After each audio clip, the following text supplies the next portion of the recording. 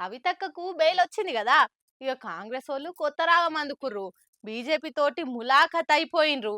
ఇక రేపో మాపో కార్ పార్టీని కమలం పువ్వుల కలిపేస్తారు అని అంటుంటే బీజేపీ వాళ్ళేమో కార్ పాటోళ్ళు కాంగ్రెస్ వాళ్ళు ఒక్కటైనరు. బెయిల్ తెచ్చుకున్నారని ఉల్టా అనుకొస్తుండ్రు. కవితక్కకు బెయిల్ వచ్చుడు మీద మాటల తూటాలు వేల్చుకుంటారు మూడు పార్టీల లీడర్లు. కేంద్ర మంత్రి బండి సంజయ్ అన్న అయితే కాంగ్రెస్ తోటి కలిసిపోయి బెయిల్ తెచ్చుకుండ్రు. అవే శిషి పాడు అన్నట్టు ఎక్కిరించుకుంటా ట్వీట్ పెట్టిండు. దానికి కేటీఆర్ సార్ కూడా గట్టిగానే అందుకుండు. ఓ మంత్రి హోదాలుండి గిసొంటి చౌకబారు మాటలు ఎట్లా మాట్లాడుతున్నావు? కొద్దిగా సోయి ఉన్నదా? అంటే సుప్రీంకోర్టు తీర్పు మీద కూడా నీ గౌరవం లేదా? కోర్టు ధిక్కరం కింద ఈయన మీద కేసు అయ్యిండ్రి అని అనుకొచ్చిండు. అటు PCC working president Mahesh Goud నుండి బీజేపీలతోటి కలిసిపోయిండ్రు. ఇక పార్టీ విలీనమే బాగున్నది, అందుకే కవితకు బెయిల్ వచ్చిందని అనుకొచ్చిండు. ఇన్నాళ్ళు బెయిల్ రాకుండా ఉన్నటువంటి కండిషన్స్ ఇప్పుడు ఎందుకు నిర్వీణం అయిపోయినాయి, ఎందుకు బెయిల్ వచ్చింది అనే అంశం లోతుగా ఆలోచించినప్పుడు మీకు మాకు అర్థం కావాల్సింది బీజేపీలో బీఆర్ఎస్ విలీన ప్రక్రియ ఈ బెయిల్ ద్వారా మొదలైందని చెప్పొచ్చు. మేము ముందు నుంచి చెప్తా ఉన్నాం, గత 10 ఏళ్లుగా బీజేపీ బీఆర్ఎస్ పార్టీ చీకటి ఒప్పందంలో ఉన్నారు. అన్ని కూడా కూడబలుపుకొని వారు కార్యక్రమాలు చేసినారు. ఇవాళ కవితకి లభించిన బెయిల్ ద్వారా అర్థమయ్యేది ఏంటంటే బీజేపీలో బీఆర్ఎస్ పార్టీ విలీనమైనటువంటి ప్రక్రియ మొదలైంది. ఇది బాహటంగా వాళ్ళు ఇప్పుడు ఒకటై ముందుకు వెళ్ళాలని నిర్ణయించుకున్న దరిమిలానే ఈ బెయిల్ వచ్చింది. దానికి కూడా బీఆర్ఎస్ వాళ్ళు అగ్గై మండుతుర్రు. ఇంతకంటే అజ్ఞానం ఇంకేం ఉండదని తిట్టి వస్తుండ్రు. ఎన్నో స్కామ్లకు కేర్ ఆఫ్ అసొంటి కాంగ్రెస్ వాళ్ళు ఈ మాటలు అంటుంటే చిత్రంగా ఉందని దెప్పి ఒడుస్తుర్రు. మామూలు చూస్తే అంత భయం అవుతుందా అని కౌంటర్లు ఇస్తుండ్రు. ఇట్లా కవితక్క బెయిల్ మీద 3 పార్టీలోళ్ళు మునం పెట్టి తిట్టుకోబట్టిర్రు.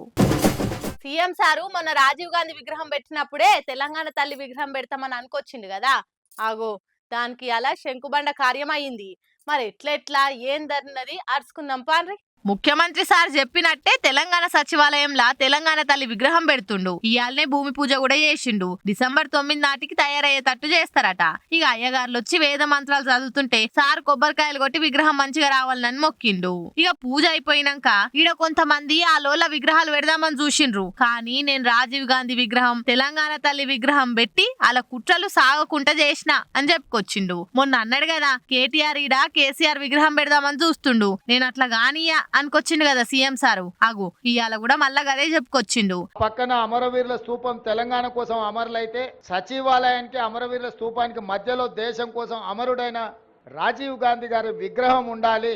ఎందుకంటే మాజీ ప్రధానమంత్రి ఇందిరాగాంధీ గారి విగ్రహం, పివి నరసింహారావు గారి విగ్రహం, వారితో పాటు రాజీవ్ గాంధీ గారి విగ్రహం ఉండాలని మేధావుల సూచన మేరకు ముందలో ఉన్న పార్క్ కొంతమంది వ్యక్తులు వాళ్ళ కోసం ఆ స్థలాన్ని పక్కన పెట్టి వాళ్ళకి కావాల్సినప్పుడు విగ్రహం పెట్టుకోవాలని ఆలోచన చేస్తే దేశం కోసం ప్రాణాలు ఇచ్చిన రాజీవ్ గాంధీ గారి విగ్రహాన్ని మేము అక్కడ పెట్టడం జరిగింది.